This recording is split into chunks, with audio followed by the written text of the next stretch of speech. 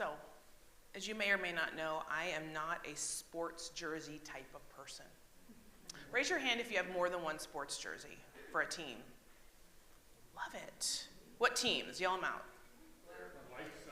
White Sox. Okay. Bears? I know we got a Bears. Okay, yeah. What? I went to UC Santa Cruz and we were the Fighting Banana Slugs in college. It's probably why I don't have jerseys, because the Fighting Banana Slugs were not a thing. And then I lived in Texas, have nothing for the Cowboys, was not a fan. I do have some Wings jerseys, I realize, though, but they're mostly for the Wings Pride. That was women's basketball in Texas. But I do have a few hats. When Caitlin Clark kind of got famous, I decided to get an Indiana Fever hat, and I know that there's a team called Indiana Fever, which is really big for me. That's like huge. I was like, Caitlin Clark's hat. And a few other hats just to kind of be interesting. I think we also know that there's some infamous hats out there that people wear that have nothing to do with sports. But what we wear oftentimes shows us our allegiances, doesn't it? Not always, but sometimes. I know for me, over the years, I've more been the recipient or the collector of church camp shirts. Does anyone have a lot of those? And after a while, you're like, what do we even do with these, right? I have lots of, church camp shirts. I have a couple sweatshirts that have sayings on them that I like to wear when I'm being a little snarky out in the world. But other than that, I don't really kind of affiliate myself through my clothing. And so while the metaphor of sports jerseys certainly isn't a perfect one, I think it's a helpful one for what Paul is talking about in this passage. What we put on and what we celebrate on the outside, not perfectly, but a bit of nuance helps us understand that those things help us figure out what's going on the inside. Right? When you go to a sporting event, you're careful of the colors you wear, right? You're careful of what you're wearing, what side you're on, because allegiances matter in those moments. Our new sermon series, again, is based on the lectionary texts, and this month it's called Have Faith. I chose that as a way to encapsulate all of the passages over the next month that we will be going into. Except for today, of course, that will be mostly Hebrews. Hebrews talks a lot about faith. And so next week we will unpack, but I wanted to use this as sort of a guide or a scaffolding for all that we will think about in the next month. This is what we'll read next week. It says, now faith is the assurance of things hoped for, the conviction of things not seen. And if you get our email, I sent that out in email form to kind of let you know what was coming up and to remind you what faith means. Faith isn't hope. Faith isn't some dream we have. Faith follows facts more than feelings. We have faith in things or people because they've been proven to be trustworthy, a proven track record. They are worthy of our belief in them or in the situation. And Pastor Tom Parrott-Sheffer, who sometimes preaches here when I'm gone, shared on social media something I put in that email, which is the difference between fear and faith is this. Fear says, what if? And you can even see people going down that rabbit hole, right? Like fear is like, oh, this is going to happen and this could happen, right? Faith is even if. Even if. What if and even if. Faith is not letting our emotions dictate our thoughts. Unfortunately, I think we're living in a very feelings-oriented time. Would you agree? Lots of big feelings going around. We're also living in a time where there's so many competing agendas for our time and attention. It is difficult to trust things like truth or evidence. You see, we live in a time where we have monetized attention. Do you understand that? We've monetized your attention, right? And so, especially if you are on social media or on the internet, and again, no judgment there, I do all those things as well. But you often see that there are titles of articles. Have you ever seen this? And then you go to read the article and it actually really isn't even about that. Because they're clickbait, right? Like it's a title that's trying to get you upset or to get you to dive in because they're monetizing your attention. Of course, when you go to that thing that you've clicked on, then what happens? Pop-ups and advertisements, right? They're monetizing you having an emotion or a thought or an instinct to go after that thing. Or my favorite thing to do on social media is when there is a clickbait title and the article is something odd or not even associated with it. It's fun to see all the comments, right? Of people who've not read the article at all and are just mad about this comment. the title has made me angry and I have lots of feelings about this title. So we have monetized attention. And so rage or clickbait is sort of running rampant in our world. And there are comment sections, again, full of angry people sort of overreacting. And the spoiler alert I always say is the title is misleading. So everyone just calm down. And so we are in the least fact and sort of most emotional time in my collective memory. I don't know about you, but it feels that way. And the reminder for us today is that God nor Jesus never asks us to just trust our feelings for things. Jesus always led with actions and spoke in compassion, but also in facts and truth. Jesus didn't start by saying, so trust me, bro. Trust me, bro, right? Jesus started by telling the people he encountered, the men, what did he say to them? Follow me. Follow me. See what's going to happen. Follow me, right? The implication, if my words don't match my actions, if my character isn't good, if the things I'm saying aren't the things I'm doing, you can unfollow me, right? Follow me, not trust me, listen, put your brain away, put your eyes away, and just rote believe everything, right? No, trust that this process of following me will come to something good. And actually, on a side note it is perfectly fine to unfollow people on social media to keep your peace. Can I get an amen? Right? We don't need to get involved in everything. I cannot convince everyone of everything. I wish I could. I want to so badly, but I can't. So Jesus doesn't say, trust me, bro. We jokingly say, trust me, bro, university on social media because there's a lot of interesting men online trying to tell people things, and you're just like, I don't know where you're coming from. But I want to see the evidence of it in your life, not a 30-second clip, right, that you've just put together. So Jesus doesn't say that. Jesus says, follow me.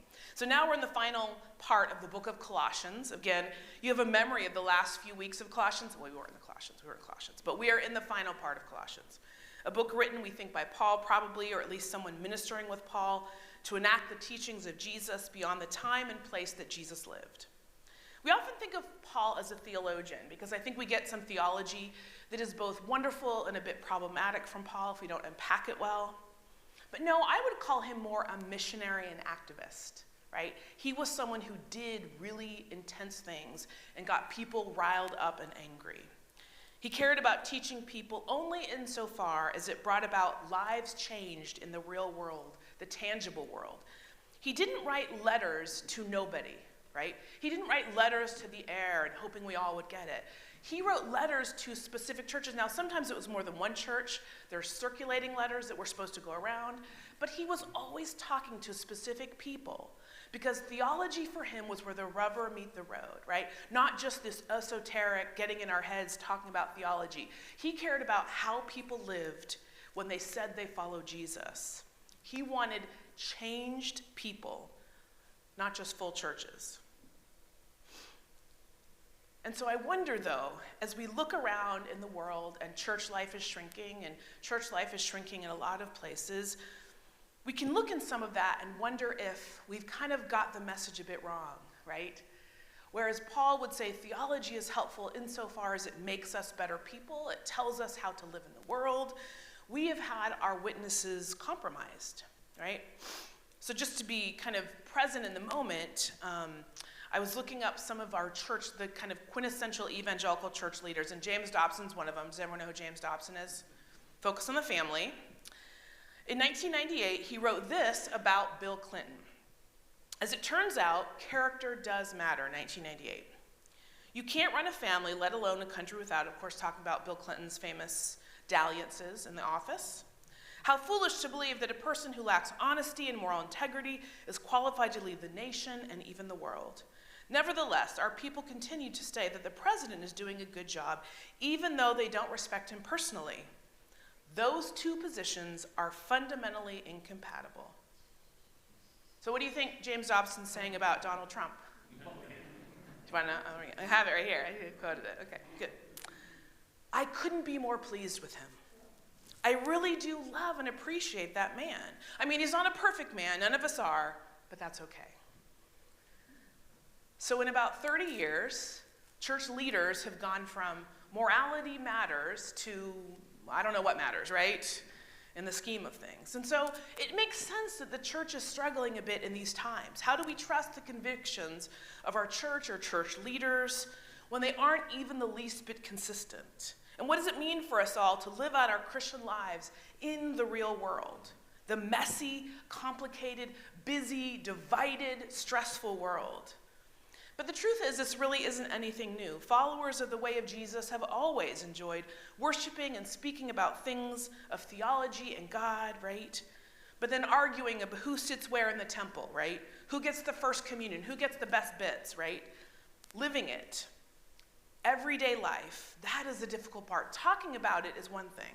Living it is hard. So Paul uses metaphors of spatial location and clothing to portray how we might think about living into our baptismal vows. So, when Karen started, it was like you were raised with Christ.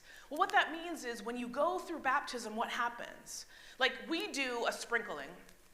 But if you've ever been, raise your hand if you've been dunked. I've been dunked in a pool in my evangelical days. And they say, you kind of say who you are, and then they dunk you all the way back in. You do this, and then you're raised with Christ. And that's what we do in any time we have a communion. You're sprinkled, and then now you are raised with Christ. And so that's what he's talking about. Are we living into that? If we say that we are now raised with Christ after this ceremony, what does that mean, right? And so outward stuff like clothing, he says so much. Outward appearance can speak about our inner self.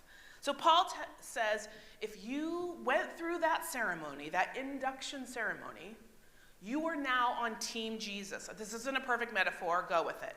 You are on Team Jesus, you're wearing the Team Jesus jersey. Then you should live as if you're on Team Jesus. You should live like it is. I often wonder what it might have been like to teach baby Christians in the first century. I mean, we have several thousand years of church and Christian theology, tradition and leadership, good and bad, right? So it must have been hard because Paul really had to do everything from scratch. He had to figure it out. But there's also freedom in that, right? There's no baggage. There's no here's what the last 1,000 years been. It's more like, let's figure this out. Let's figure what this looks like out. But also, again, there was no scaffolding, as I spoke of last week, that helps us navigate life. Like today we will have communion together. I don't know anyone who would walk into a building, even if it's your first Sunday here. So if your first Sunday here, and I said, we're having communion, I don't think anyone here doesn't know what that means, right? Like you have some concept of what communion means to some degree. You know it involves eating something, right, at the very least, right? Because it's been in culture, it's been in movies and TV, and it's, maybe in your childhood, maybe not. And so imagine people where everything was brand new to them. They still struggled and needed Paul to visit them and teach them and write them things. Because having faith isn't something that comes naturally to our human state. Otherwise, we wouldn't need so much teaching about it, right? And for me, this is the beautiful and difficult path of following Jesus.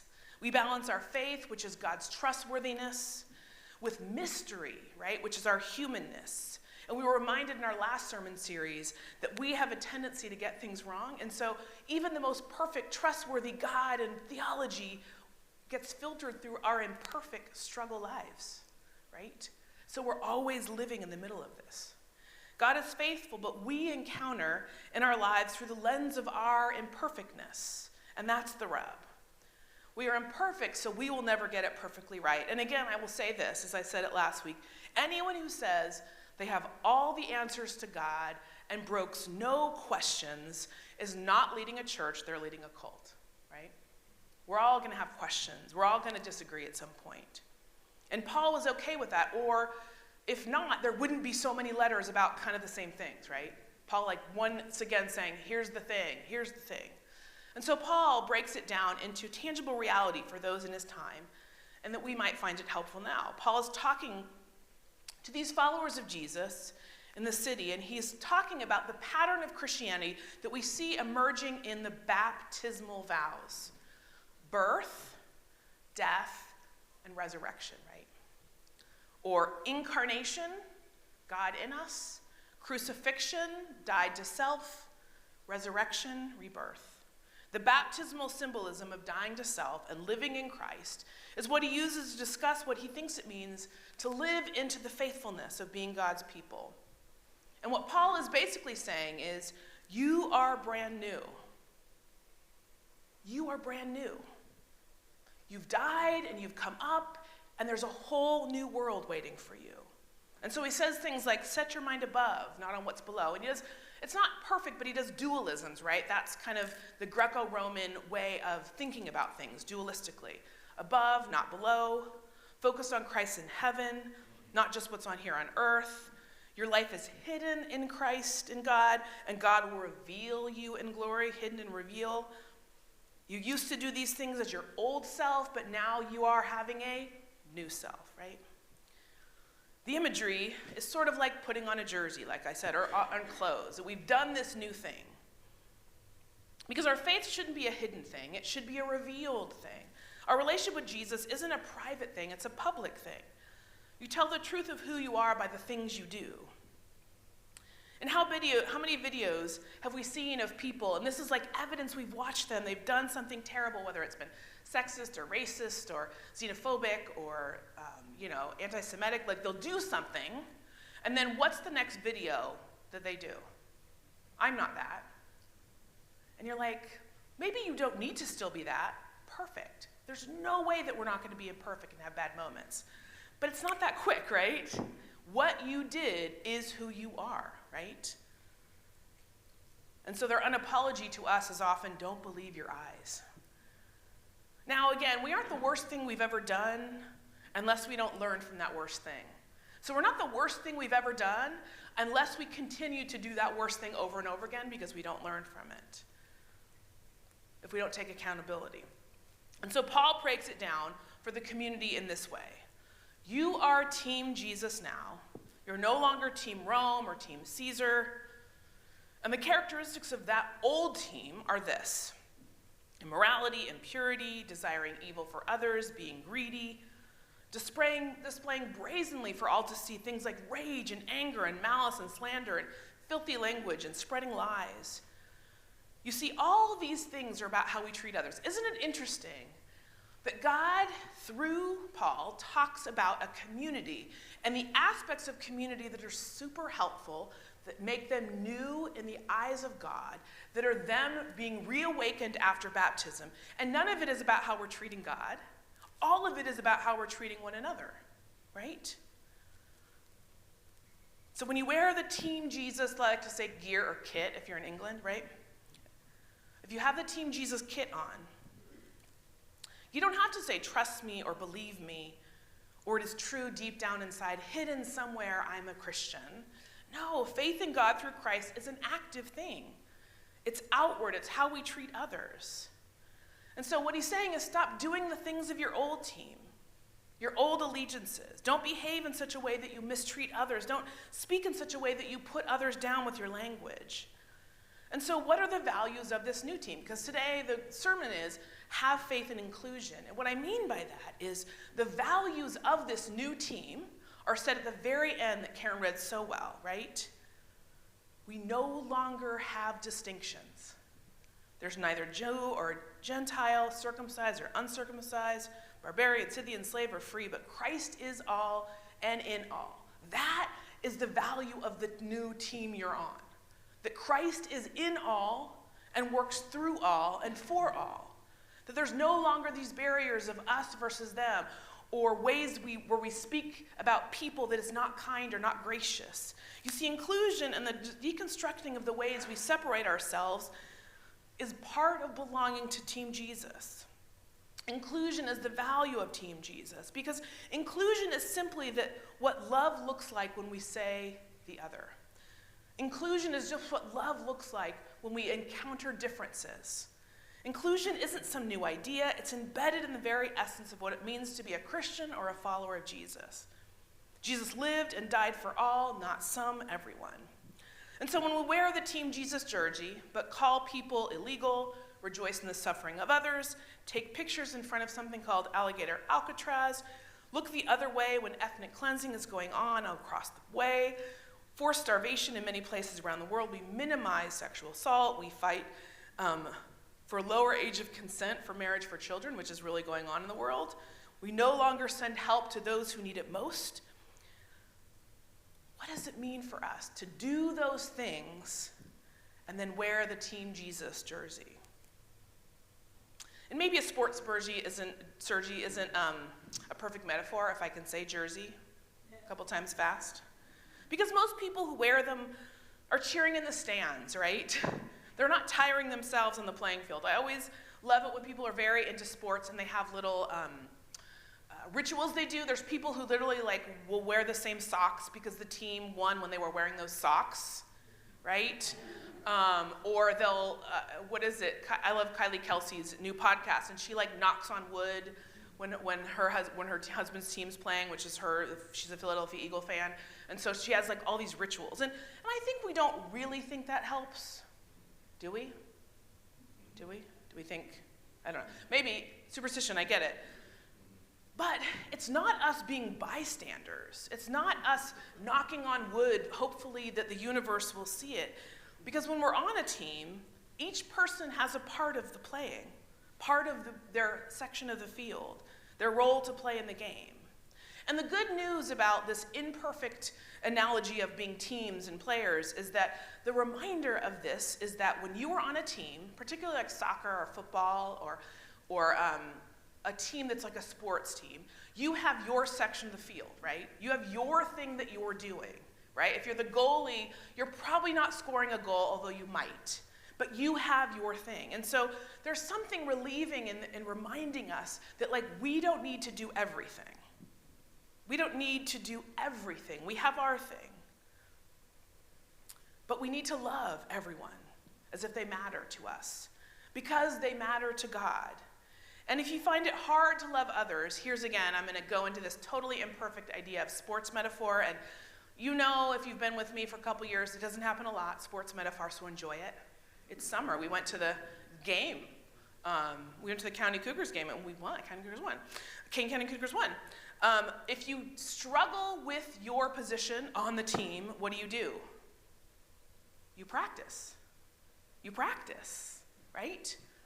You don't just put on a jersey and hope everything's going to be okay. And so I began to wonder if maybe what the church is for is practice, right? Practice in love. Because it's not easy to love people we don't agree with. It's not easy to love people not like us.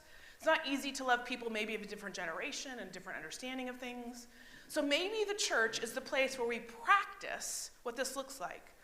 Maybe there's a kid running around a little too hard in the sanctuary, and you're like, practice loving them. The person who took your seat in the pew, practice loving them. The person who has a very different view about life than you, practice loving them.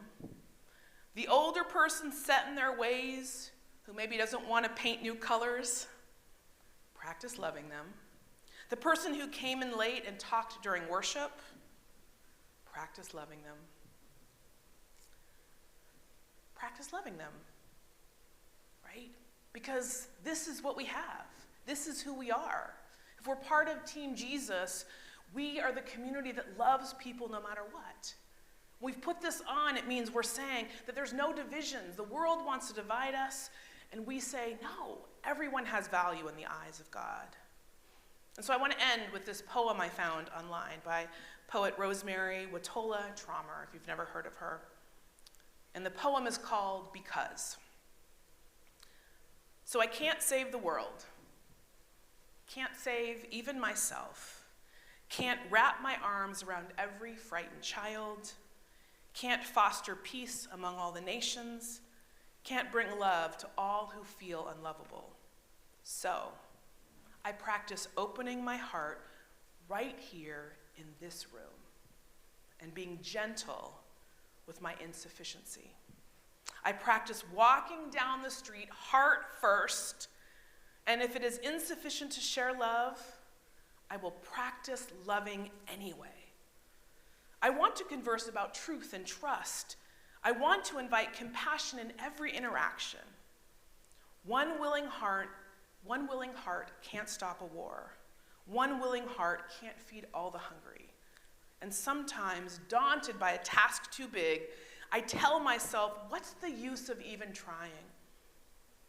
But today, the invitation is clear: to be ridiculously courageous in love, to open the heart like a lilac in May, knowing freeze is coming and possible, but opening up anyway, to take love seriously, to give love wildly, to race up to the world as if I were a puppy, adoring and unjaded, stumbling on my own exuberance, to feel the shock of indifference, of anger, of cruelty, of fear, and stay open, to love as if it matters, as if the world depends on it, because it does. Amen.